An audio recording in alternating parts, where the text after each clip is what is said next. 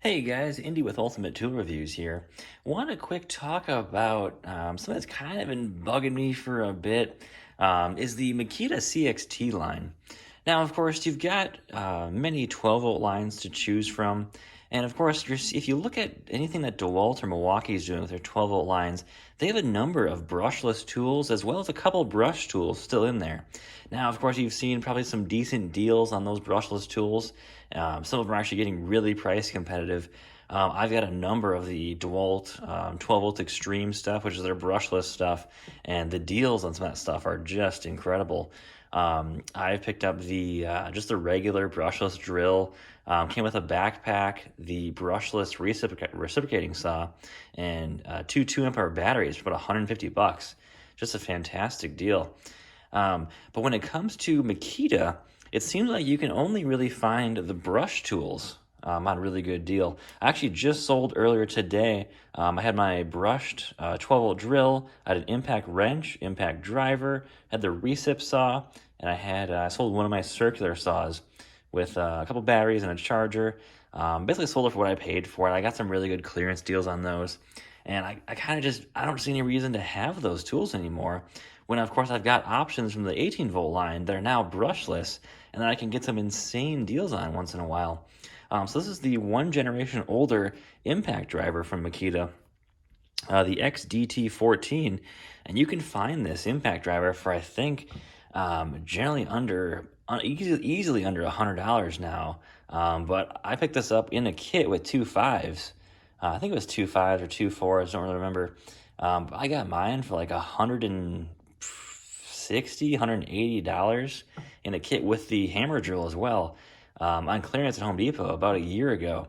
And if you want to go to the brushless 12-volt stuff, I have not seen a single deal, a single sale on any of that stuff. It's like $180-ish in that range. You get two batteries, and then you get one of the tools, like the brushless drill or the brushless impact driver. And I've been checked on eBay. I've checked at some pawn shops when I go to those often, and I have not seen a single deal on those tools. It just doesn't make any sense to buy those tools at that price point. Of course, when you're looking at, going the 18-volt route, you can pretty much pick up the same exact stuff with more power, better specs, for about the same price or just a little bit more.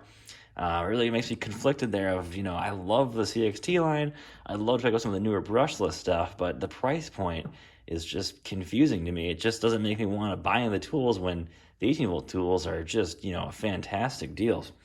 Now, I'm sure you're thinking, oh, yeah, but, those tools are much more compact. They're lighter. That's what makes them really get a really good advantage. But then again, don't forget, Makita also makes this, their subcompact 18-volt line, which, if you compare the specs of this to, say, the new Makita CXT 12-volt brushless drill, they're pretty close, and they're pretty close here. I believe the 18-volt does outperform that drill, and this one is actually going to be cheaper in a kit. You can get this one for about $100. I think it was like $169 in a kit with two fives and the impact driver. So that's going to be about almost $100 cheaper to get a better drill and impact than buying basically separate, because they don't sell them in a kit, the brushless CXTs. It's the brushless 12 volts of the impact driver and the drill. Although you do get four batteries in, because you got to buy two kits. You're saving money, getting more powerful tools, as well as, it's going to be in the 18-volt line, which has already more tools. Now, of course, here's a 2-amp-hour CXT battery, and here's a 2-amp-hour 18-volt battery. Yep, there's quite a bit of size difference there, but just the amount of savings you're going to have, just pretty much committing to the 18-volt line, is going to be huge for the most part. Now, of course, there's still tools that I use, and I wish they would make probably a brushless version. But the problem is the whole reason I bought the 12-volt tools is because they're cheaper than the 18-volt tools. That's kind of one of my biggest reasons.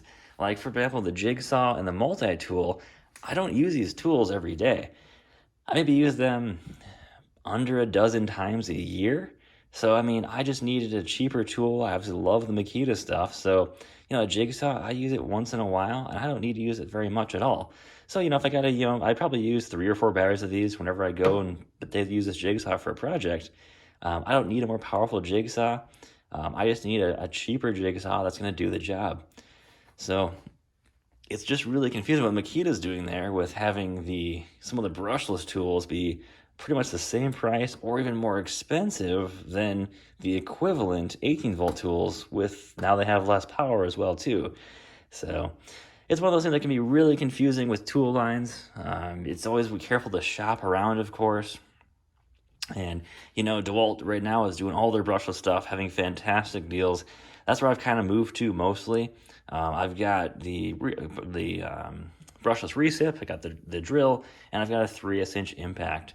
I had the old 3/8-inch impact from Makita, the brushed one for the 12-volt line. It doesn't make any sense to have that when I've got the 18-volt version that I got on basically a big, basically a bundle or a kit that I basically got this tool for about $40.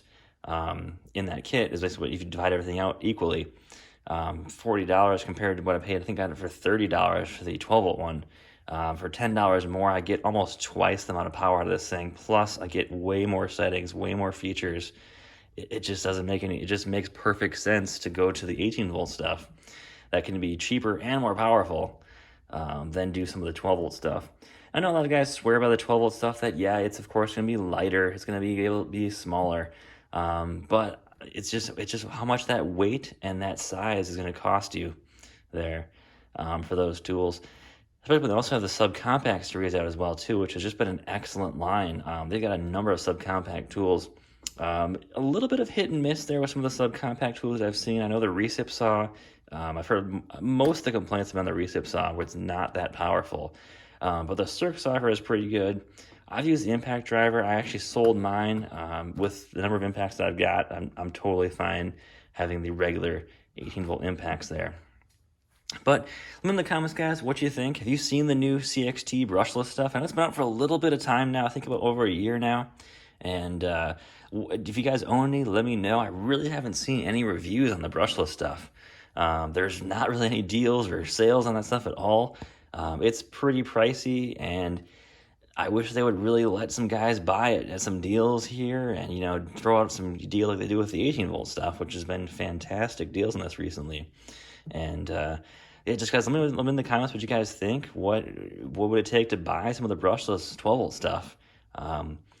For me, the CXT line is kind of split into two areas of brushed and brushless here, where the price gap is huge. It's like, $180 plus to go into the brushless stuff, but over here and all the brush stuff, it's actually a really, really good value.